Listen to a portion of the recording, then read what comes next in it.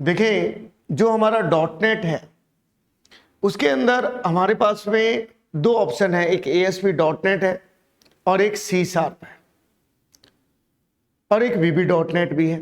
तो C# के तो मैं वीडियो आपके साथ साथ बना ही रहा हूं, लेकिन वो क्वेश्चन भी डॉट नेट में ही शामिल रहते हैं। टॉपिक एक जैसे ही है, मिलते जुलते रहेंगे। अगर आप दोनों वीडियो देखेंगे तो लगभग आपके रिवीजन बढ़िया हो जाएगा, याद हो जाएगा। पहली चीज, ASP dot net mainly web application framework होता है, वेब एप्लीकेशन पे काम करता है। इवेंट ड्राइवन मॉडल है। इवेंट ड्राइवन मॉडल का मतलब ये होता है कि आप क्लिक करना, डबल क्लिक करना, इसके ऊपर वो बेस पे काम करता है।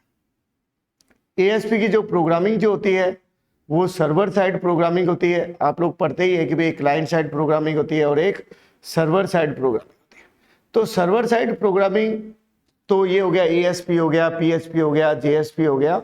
और क्लाइंट साइड प्रोग्रामिंग की अगर आप लोग बात करते हैं तो जैसे VB स्क्रिप्ट हो गया, जावा स्क्रिप्ट हो गया, ये चीजें इसमें शामिल रहती है। ऊप्स के कंसेप्ट को ये फॉलो करता है। सबसे पहली जो चीज है वो है common language run time, CLR। CLR मतलब ये बताया गया है कि हम लोग जो भी डॉट नेट प्रोग्राम बनाते हैं उसको सीधा मशीनी लैंग्वेज नहीं बदलते हैं, बीच में हम लोग उसे इंटरमीडिएट लैंग्वेज बदलते हैं। ये बातें मैंने C# वाले वीडियो बता रखी है, तो ज़्यादा समय मैं आपका नहीं लूंगा, बोर्ड पे मैंने समझाया हुआ है। जस्ट इन टाइम कंपाइलर उसमें यूज होता है। फ्रेमवर्क क्या बोलते हैं? फ्रेमवर्क मतलब होता है कि जिसमें सारी सूचनाएं जो होती है वो इसके अंदर पाई जाती है, वो हमारा फ्रेमवर्क होता है। तो चाहे उसे क्लास है, इंटरफेस है, स्ट्रक्चर है, एनुमरेशन है, ये सब चीजें उसमें शामिल होती है। CLS होता है कॉमन लैंग्वेज स्पेसिफिकेशन होता है, जिसमें हम लोग डॉट नेट की लैंग्वेज जो होती है उन सबको हम लोग स्पेसिफाई करते हैं, इंप्लीमेंट करते हैं।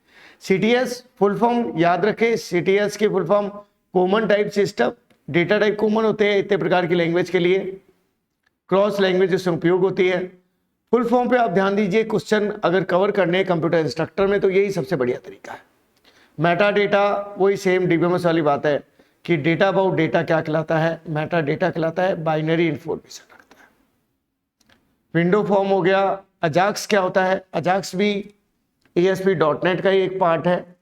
मतलब आप लोगों ने देखा होगा कई बार फेसबुक पे आप लोग कोई चैटिंग वैटिंग करते हैं या मैसेज आप करते हैं, तो कभी ऐसा नहीं होता कि आप वेबसाइट के थ्रू भी चैटिंग कर रहे हैं और आपकी वेबसाइट पूरी अपलोड होगी, मतलब पूरी घूमती है, फिर मैसेज जाता है। ऐसा नहीं होता, आपने टाइप किया, एंटर की दबाई, मैसेज चला गया।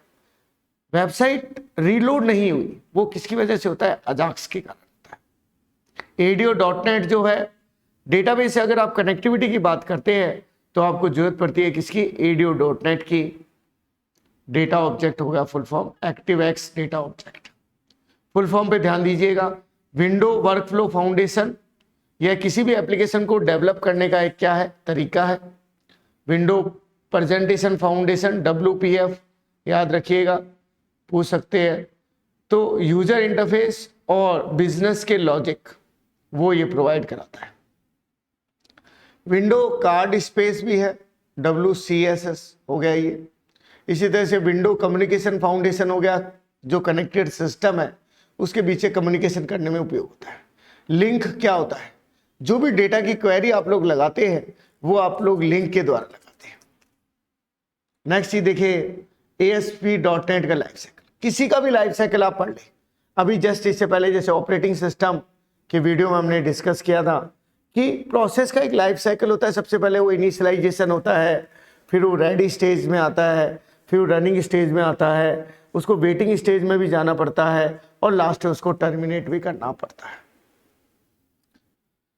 इवेंट हैंडलिंग, जैसा कि मैंने शुरू में बताया था कि इवेंट ड्राइवन प्रोग्रामिंग है, मतलब क्लिक करना, डबल क्लिक करना, ये सुविधाएं उसके अंदर रहती है।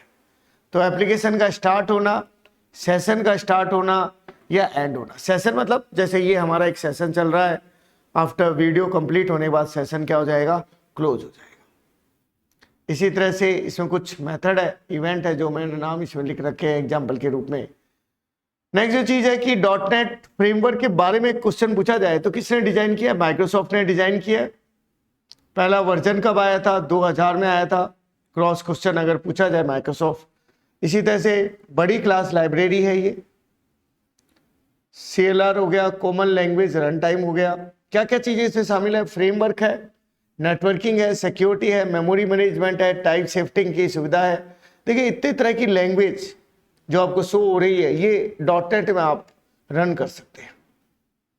उसके बाद इसके अलावा .NET का जो लेटेस्ट वर्जन अगर कोई पूछे आपसे तो 6.0 है। इसी तरह से 4.5 हो गया, 2012 में आया था। 4.0 2010 में आपके आया हुआ है। 3.5 आपके 2007 में आया हुआ है। ये वर्जन आप जरूर याद रखिए, अगर क्वेश्चन बने तो क्रॉस ना हो जाए। फुल फॉर्म थोड़ा सा डायग्राम देख लीजिए, पॉइंट देख लीजिएगा।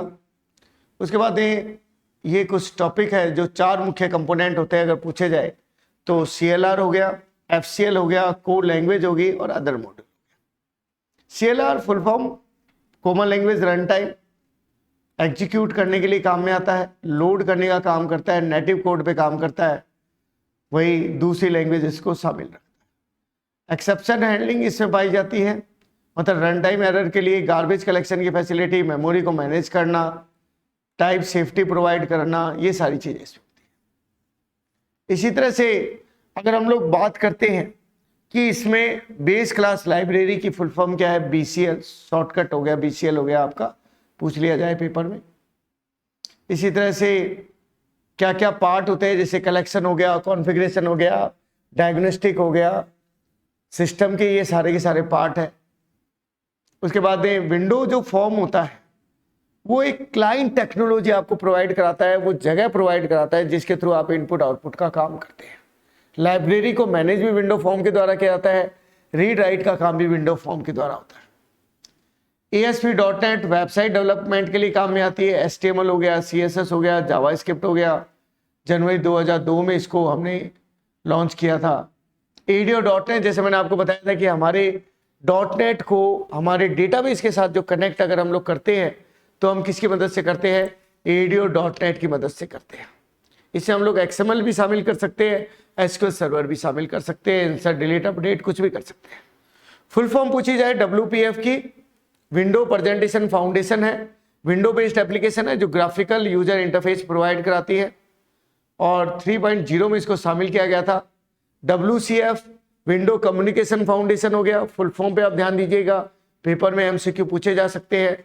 सर्वर ओरिएंटेड एप्लीकेशन को डेवलप कर सकते हैं, सर्वर के अनुसार काम कर सकते हैं।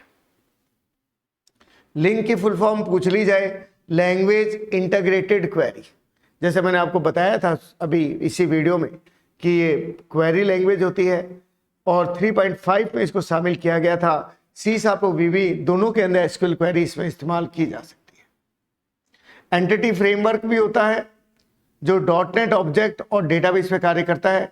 पैरेलल लिंक भी होती है, एक साथ बहुत सारी क्वेरी को अगर आप रन करते हैं तो वो आपका पैरेलल लिंक कहलाता है। नेक्स्ट जो डिस्कशन है वो है CLR, common language run time. अब देखिए अगला जो टॉपिक है वो है कॉमन लैंग्वेज रन टाइम। यह कोड को मैनेज करता है, एग्जीक्यूट करता है, प्रोग्राम को किसे बदल देता है, नेटिव कोड में। नेटिव कोड मैंने आपको कई बार बताया जो दूसरी लैंग्वेज से यूज आ सकता है उसको हम लोग क्या बोलते हैं, नेटिव कोड कहते हैं। क्या प्रोवाइड कराता है, टाइप सेफ्टी, मतलब डेटा टाइप की फैसिलिटी आपको प्रोवाइड करवाता है, मेमोरी मैनेज करना, सिक्योरिटी देना, लैंग्वेज इंडिपेंडेंट होना, प्लेटफॉर्म इंडिपेंडेंट होना, मतलब कहीं पे भी इसको रन किया जा सकता है। गार्बेज कलेक्शन की फैसिलिटी होती है, जावा में भी यही होती है। और इसी तरह से कौन सा वर्जन आया था, कब आया था, ये सारे वर्जन के नाम हैं। और इसी तरह से आप अगर बात करते हैं बेस क्लास लाइब्रेरी सपोर्ट की तो .NET एप्लीकेशन क्लास को क्या कर देता है, सपोर्ट देता है। थ्रेड को भी है, पैरेलल आप रन कर सकते हैं। कोम मार्शलर अगर पूछे तो आपको ध्यान होना चाहिए ऑब्जेक्ट और एप्लीकेशन के बीच काम करता है। तो कोम मार्शलर जो है ऑब्जेक्ट और एप्लीकेशन के बीच में कम्युनिकेशन करता है। टाइप चेकिंग, टाइप चेक करेगा, डेटा टाइप को चेक करेगा। कोड मैनेजर चाहे गार्बेज को कलेक्ट कर रहा है, अननेसेसरी मेमोरी को हटा रहा है, क्लास को लोड कर रहा है। रिसोर्सेज के बारे में आपको पता ही है कि एक स्टैटिक वेबसाइट होती है, एक डायनेमिक वेबसाइट होती है। स्टैटिक वेबसाइट हमेशा फिक्स रहती है, जैसे कि HTML हो गया, CSS हो गया। और डायनेमिक वेबसाइट जो होती है वो फीडबैक भी देती है, डेटाबेस के साथ काम भी करती है, और भी उससे बहुत सारे तरह के कंपोनेंट होते हैं जो अकॉर्डिंग टू रिक्वायरमेंट बदल सकते हैं। स्टैटिक वेबसाइट क्या होती है, उसके अंदर नॉन एग्जीक्यूटेबल रिसोर्स होते हैं, चाहे वो HTML है, चाहे इमेज है, ऑडियो है, ये सब चीज़ें। और डायनेमिक जो होती है वो एग्जीक्यूटेबल रिसोर्स होते हैं और किस पे रन होते हैं, सर्वर पर रन होते हैं। नेक्स्ट जो टॉपिक है वो है वेब क्लाइंट, जो कि हम डिस्कस करेंगे नेक्स्ट वीडियो।